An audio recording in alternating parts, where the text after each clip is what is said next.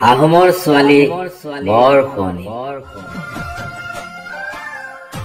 এই যে ওখহা চকুৰ বাদুত জিলিকি থকা তেজস্বী সিংহিনীৰ দৃষ্টি, পুৰঠ গালত তুলমি থকা মূলা গাভৰুৰ ৰণচন্দী ৰক্ত আভা, গভীৰ বুকুৰ গহ্বৰত কঢ়িয়াই ফুৰা কেঁচা মৰম সনা হিয়াখনত জয়াৰ প্ৰেমৰ মৰ্মন্তুদ গাথা। আহোমৰ ছোৱালীৰ প্ৰেমৰ বাছনিত সৌভাগ্যৱান হৃদয়বোৰহে হেনো উঠে।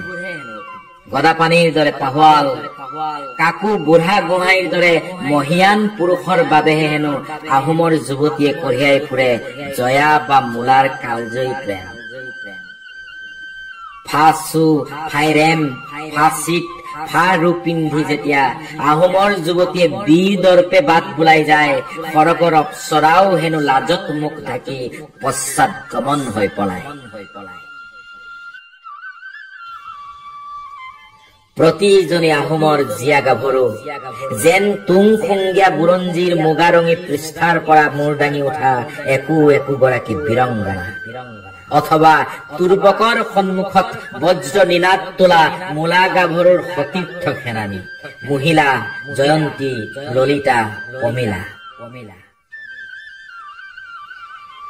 আহোমৰ গাভৰুৱে মুগা সাজ পিন্ধি